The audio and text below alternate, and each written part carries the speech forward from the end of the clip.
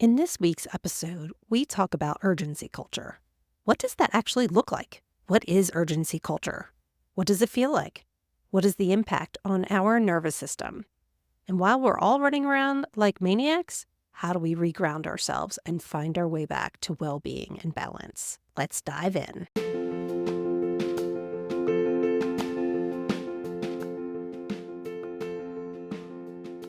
Welcome to the Wellness Empowerment Project. I'm Trish. And I'm Julie. We are two nurses exploring holistic healing and wellness practices to empower you to be the leader of your own health. Join us as we try out new things, or as we call it, weird shit, and have some fun along the way.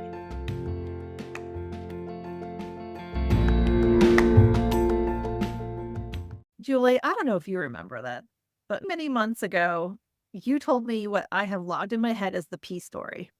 Yes, I think it was a social media post that was from a pelvic floor doctor or specialist. And she was talking about how, as a woman, when you go to the bathroom, how you should urinate in a way that protects and maintains the health of your pelvic floor.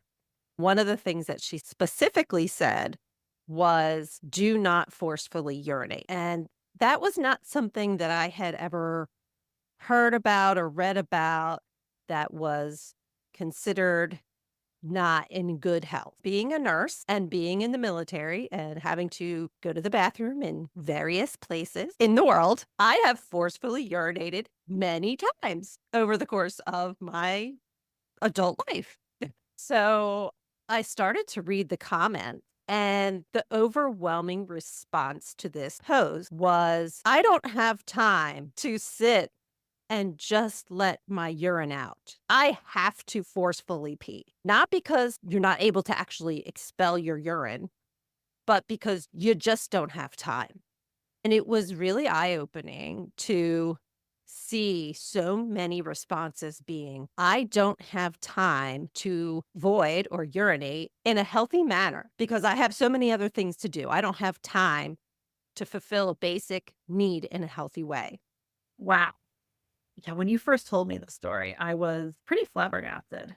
As a nurse as well, yes, true confessions, I've also forcefully peed, and it was in the matter of I have to hurry up and get to my next thing. But when you told me the story, my first reaction was like, yeah, I've done this, and that's really good information. But the meat of this is the surprise that I had, which I think was similar to yours, of that overwhelmingly people did not have the same reaction to this information that we did. It was really, I would say, pervasive of this culture of busyness or this hustle culture, whatever way you want to term it. But the culture of we have to be go at all costs. This cost in particular is the cost to our own health.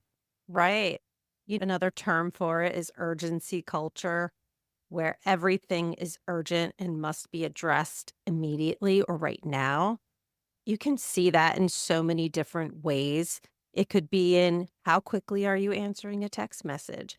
How quickly are you answering an email? Are you checking email as soon as you wake up in the morning, before you get to work? All the way down to putting your own needs, your own priorities, including your own health, to the side or hurrying it up so you can get more done. It's interesting about that is I really experienced that in the workplace. There was this expectation that if you received a text message, that you responded back as quickly as possible. But what I found very fascinating is even moving outside of that particular culture, I still had that urgency ingrained in my system that whoever, even if it was a friend that texted, that I still had to respond as quickly as I could. So the urgency culture isn't always just related to the culture that we are in that moment. We take that with us as we move into other spaces of our life. It reminds me of when you're talking to someone and you're like, oh, how are you doing? Oh, I'm just so busy. So busy. I feel like it's a blatant, washed over response that it's almost like mindlessly give. Not saying that you're not actually busy, but you're almost like shutting down that conversation when you're saying that. I'm just so busy, even though you're not directly saying it, like you're indirectly saying, I don't have time to engage with you. I don't really have time to connect with you. Because these other things, whatever those things are that you're not describing, are, at least in your view in that moment, or what you're giving off, is that those things, other than that person, is a higher priority. I think that there's a few elements that go with. One is it's a quick catch-all response. Why are you giving that kind of simple catch-all response? Could be, well, and I'll just say for me personally, is that when you have so much going on, you're having this heightened stress response. You don't even know what to do with it. And so when somebody asks you, "How you doing?" and almost get this feeling in your chest of, I could vomit it all over you. Everything that's going on in my life, but this may not be appropriate for me to put it all out there. So you're having an emotional response when somebody asks you that, "Oh, how you doing?" "I'm so busy," because you're having that emotional stress response, just thinking about it all, and then you're quashing it all back down. "I'm so busy." "Oh, me too. I'm so busy." Exactly. Instead of even creating a space where there could be some conversation, or could be some connection, or could be some support, we end up getting into that together, right? Oh, you're busy? Yeah, I'm so busy too. And it ends up being this cultural exception that we all just say we're busy. We all disconnect from each other and just hunker down and keep going. Then we're living in this stress response, because that's exactly what you were describing. You were describing almost that fight and flight response, that your sympathetic nervous system was just going bonkers, to say the least. When you're in that heightened stress response, it is all about emotions. It is all about reacting to whatever the stimulus is. It's not about necessarily having intentional or a thought out response to something, because you're not able to. You're not able to get into that space because it's just reaction. When you're stuck in that, then that's how you're reacting to everything. You're reacting rather than responding. So, how can we balance the demand that we all have in our life when we are literally having things thrown at us? And we are in this culture with this urgency and this hustle that is almost revered in a lot of times as a badge of honor. Look how much I got done. Look how much I completed. And look how every aspect of my life is so full. You see this a lot in the workplace too. The person who gets everything done. We can count that they'll get it done. But if you're that person, you're sometimes pulling your hair out Right. because all these other people expect you to get this done. This could be work, it could be home. What they don't see is that you've been pulling your hair out at your last leg, working so hard to get all these things done for all these other people. Yeah. At what cost are you wearing that badge of honor? At the end of the day, every one of us only gets 24 hours in the day. If we let the world in without creating some boundaries, the world's just going to keep coming. Life is just going to keep happening. People are going to ask for more things. There's going to be expectations that just keep coming. The simple answer is we're not designed to take care of everything and get everything done. That's why we have each other, why you have a team, while you work with other people, why you have a family, so that you work together and that connection. First of all, I think having that awareness that urgency culture is pervasive. Everybody has to deal with it in some way or another, and some are better at it. Also, there are going to be times when you handle things better and other times when it starts to take you away. And you have to reground yourself and realize, okay, it's whisking me away like a riptide. I have to start getting myself back on track so that I don't get whisked out into the middle of the ocean, so to speak. Yeah, I think definitely starting with that awareness of how many times am I just blatantly saying I'm busy?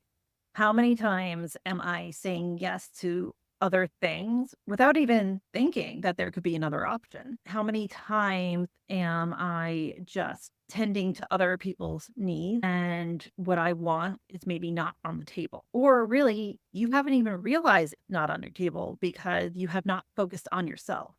That's why I think the awareness is so important, because once you have the awareness of how often this is happening, then you start to realize that this whole time you've been doing this for so many other people, but you forgot about yourself and you haven't focused on yourself. Once that happens, then you could start to realize, what do I prioritize? What do I want to spend time on?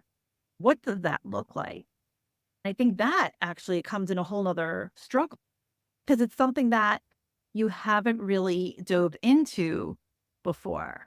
In a way, the busyness, you have been part of your own escapism, whether that busyness is doing things for other people, but sometimes it can be you're so hustle when there is time to relax, or I could say space, but space in the sense of time. What are you doing with it?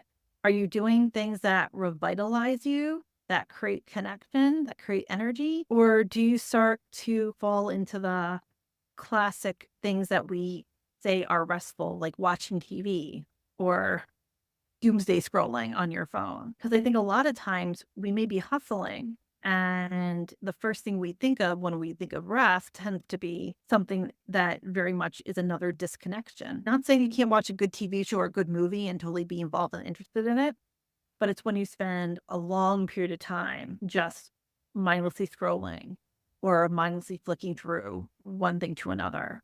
You're almost moving yourself to this freeze state where you could be moving your energy in a different way, or you have energy, but you're just not able to mobilize it into a way that is something that can give you energy and space. So you could start to actually move your body into a more relaxed state. I can see also when you talk about that deflection or that escapism, when you may actually know what your priority is that you have to take care of, but you're afraid to take action on it. So you do all the other things. That could be based on a fear of failure, putting yourself out there, opening yourself up to other people's opinions. Could be a lot of different things.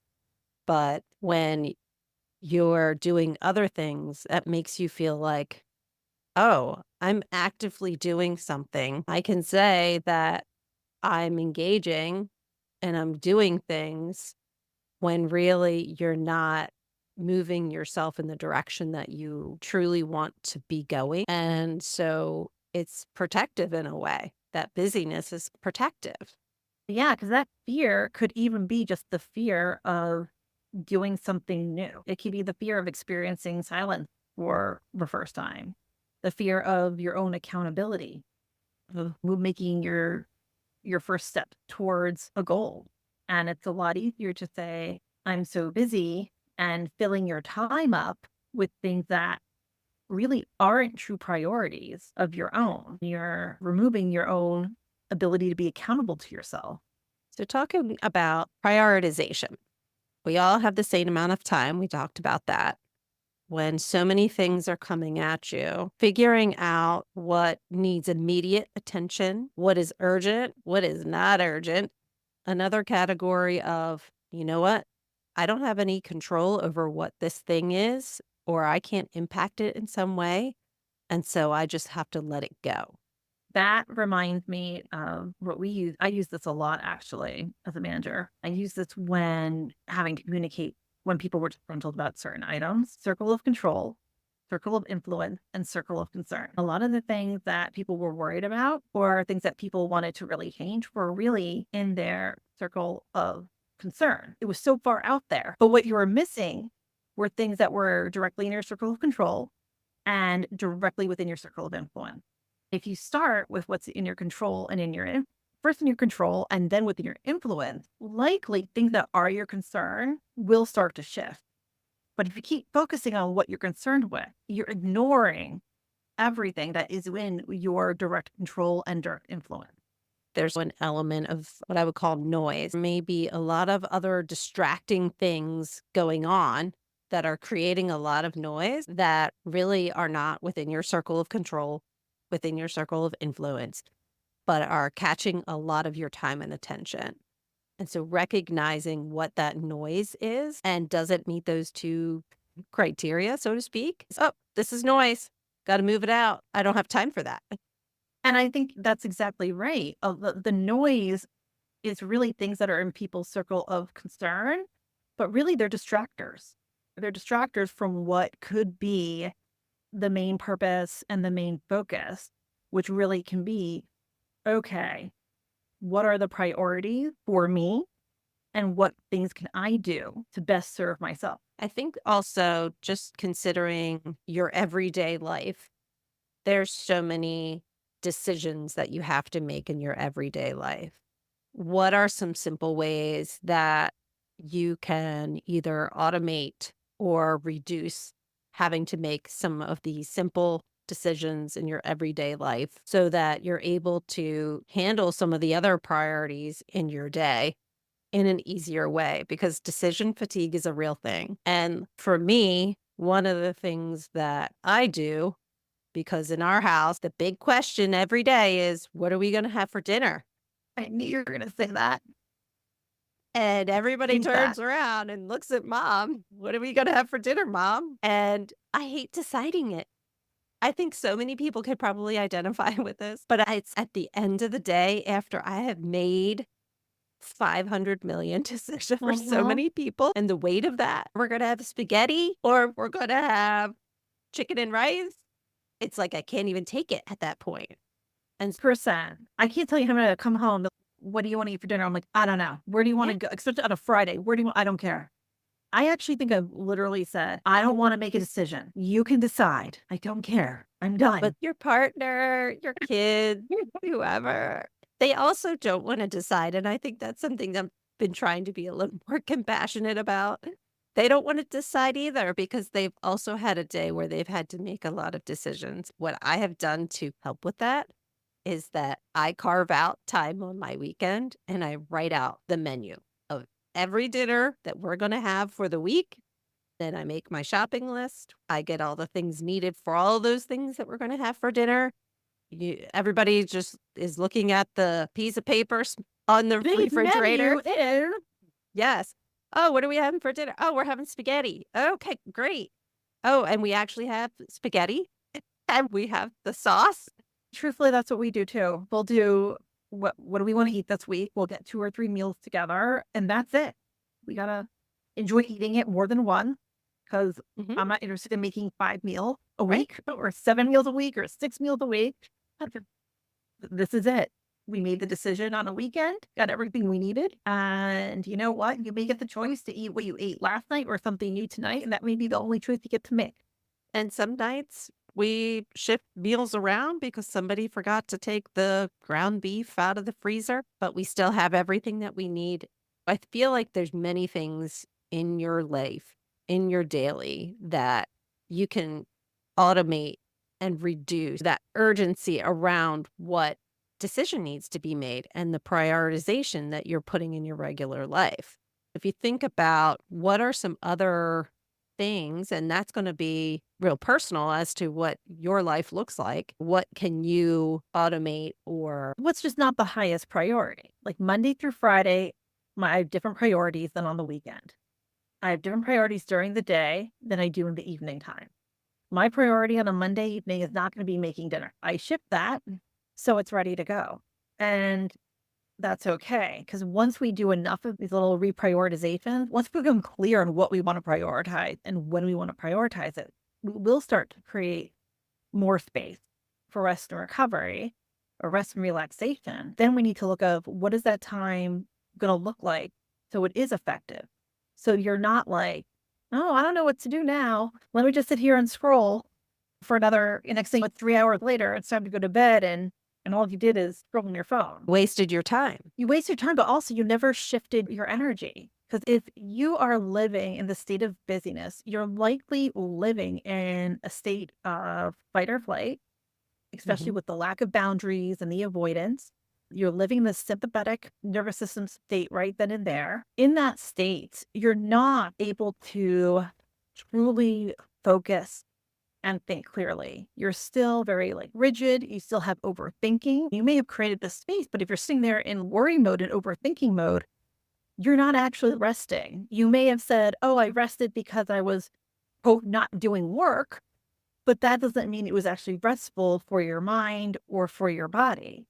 Ideally, if we create the space, we want to create something some practice, some activity that is really getting your body into that restful state, which is the parasympathetic state. That's the state where your body is healing.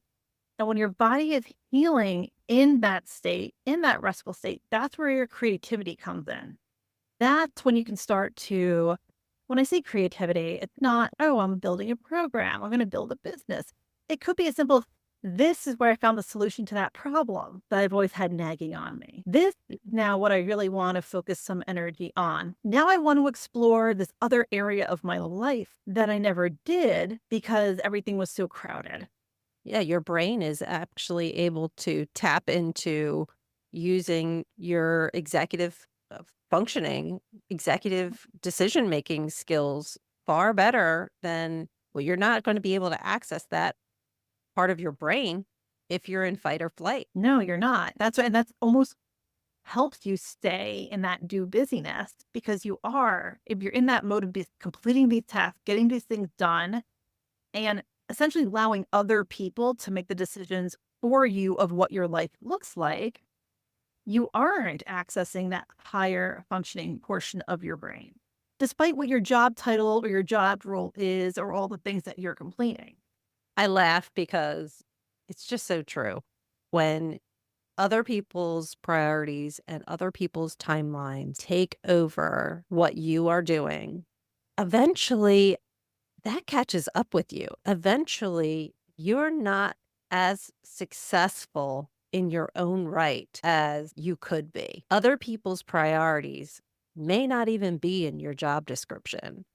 And I think specifically about being in a workplace of 1,000 emails in a single day, people asking for certain things, and the urgency or the sense of urgency of getting that information back. Most of the time, I would say 70% of the time, that had no impact on my team, on what I needed to get done daily, weekly, monthly for my own job. Now, was it information that was helpful for other people in my organization? Yes. Did I need to respond to those things? Yes, because I was part of an organization that we all needed to work together for a single mission. But that could have taken over my entire day.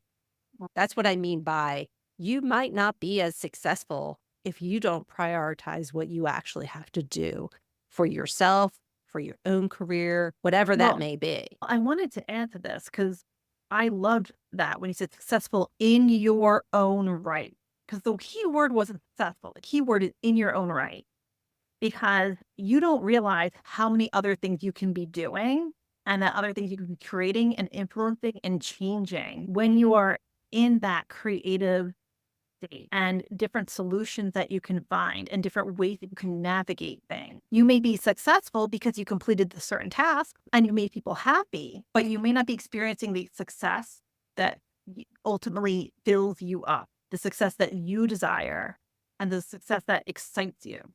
100%. 100%. When I looked around at other people or other, at the time, just thinking from it when I was a manager, the managers that really were, in my mind, very successful, they were spearheading initiatives amongst their own units and within their own teams. They pushed those things through and had a lot of impact on their patient populations and things like that. There were others that were just toeing the line, not necessarily because they were poor managers, but because they were so distracted with so many things coming at them and they had difficulty quieting the noise. Quieting Yeah. the noise. True. It's true. There's a lot of distractions. When there's a lot of distractions, it's very easy to go look in a lot of different ways. So let's summarize. How can we bring ourselves back to focus when we're living in this busyness and hustle culture or culture of urgency? We talked about number one, and I think is the first step, is an awareness to it. And number two is making those prioritizations of whatever's coming at you, prioritizing what do I actually need to do right now? What do I need to do but doesn't have to happen right now? What do I not? What is that noise that I just need to cut out? And what are some things I just have to let go because I'm actually not going to impact these things one way or another? And then finally, number three is really starting to put up those boundaries not just for you, but boundaries for other people. Start carving out that time and making sure we're using that time after you create those boundaries effectively. I think boundaries can be a real struggle of how do you establish those boundaries in a way that's respectful and compassionate. I think about one of my favorite quotes from Brene Brown. She says, clear is kind. I think she said that in reference to providing feedback. But I feel like it also can be used in this situation. If you are clear in your intentions and you are clear in what the boundary is, that is kind. You can be kind in Yes. that communication. I think a lot of times people aren't clear on what their boundaries are. That's where the struggle can be with it being communicated kindly. I think most people want to be kind. I don't think people want to be rude. But if they're not clear on that boundary and what that means for them and what that represents and what that looks like, that's, I think, where we could have that struggle with the communication piece. But yes, we could say, no, thank you. I'd love to be there, but this just doesn't work for me right now. Yeah, you don't even have to put an explanation to it. I'm not going to be able to make that. No is a full sentence. I think the Olsen twins said that, and I absolutely loved it. No is a complete sentence. It's spot on, though. It is so spot is. on. We get so wrapped up in the what is after no because we feel like we have to explain ourselves. But if you're aligned with that no and you're aligned with your priorities and you're clear on how this affects you and your highest good, you're not going to need the approval that you think you need for saying the no by over explaining. I knew that one of the boundaries when I stepped into the role that I'm in now, I made a decision, I made a boundary that I would not be responding to email over the weekend or on holiday. If there was an emergency or if there was something that was so urgent that needed my attention on off hours, my expectation is that you pick up the telephone and you call me and I can address it. If it's in an email, it's not an emergency because you don't know when somebody's actually going to read it. That was a big shift from my previous position where I would get home from work And check I your would check email. my Yep, I did the check same my thing. I was in the car for 40 minutes. I get home. All right, let me just check my email. Make sure there's Yep. nothing I have to respond to. Be in bed at night, check an email right before I go to sleep. Wake up in the Yes. morning, check the email, see what happened overnight. Yes. It was like right before I would turn off my light, I would open up the email and I would read it. I would look Mhm. at it and then at 4:30 in the morning, my alarm's going off, turn off the alarm, check the email. That's right. And you know what? I would answer email and I would have Oh, emails from people at like 3 a.m. yeah. I did it on vacation. So true confessions, people, we lived this. I had, and it was my first manager job. I took 2 weeks off because I don't think I took any vacation the first year. We went away and I was almost paralyzed with how I was going to manage the emails. What I did set for myself is I was going to check my emails once a day and I would just be on it for 10 minutes. So I did put a boundary in there, but I checked the emails and then I think I said I wasn't going to respond, but I may have responded to one or two that may have had a little explanation point for them.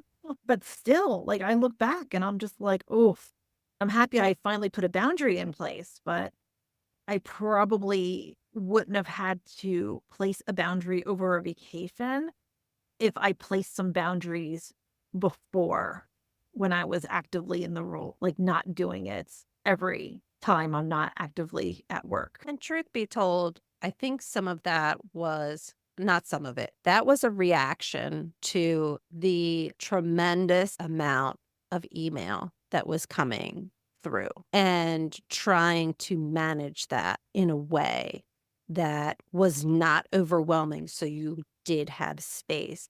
There are a large number of industries out there like that where the demand is more than what the system can actually handle in a healthy manner. Yep. And that is a reality. I don't want to downplay No, I don't want to downplay that at all. no, it's totally true. Cause I would look at the people who didn't check their email over a vacation and I'd be like, that would give me anxiety coming back for all those emails. But you know what? I also know people that would say, yeah, I'd come back and they would say, I just deleted their emails and said, if they were that important, they can come talk to me. I had an away message up, and they're right. They're right. You had an away message up. People knew you weren't there. If it was really important enough, they're going to contact you when you're available. Yes, and I've seen one strategy of when you put in your away message that you actually put that, I am not going to read these emails. Something to that effect. Yep. All emails from this date to this date will be deleted. Communicate to me after this date, which is brilliant. Absolutely brilliant. I can't imagine thinking back to that old job. I can't Yeah. imagine the reaction to that. I think it would, because the whole mindset. The culture, and it was fear-based too. Yes, we were doing this in a reaction to try to manage the emails, but underlying that, there was a fear base in that culture of what would happen if you did not respond. No one ever Right. had the thought in their head to say, I'm not going to respond and I'm not going to check any emails while I'm on vacation.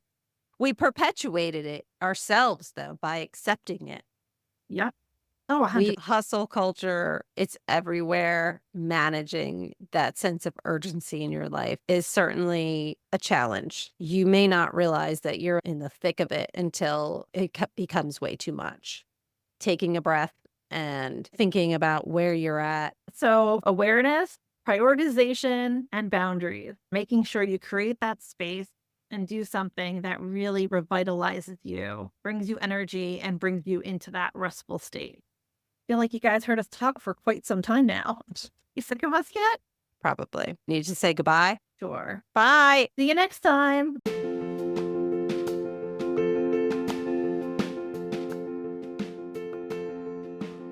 Thanks for joining. If you enjoyed this episode, please follow, subscribe, and share with a friend. Want to learn more about a specific topic? Drop us a line on our website and we can explore it deeper with you.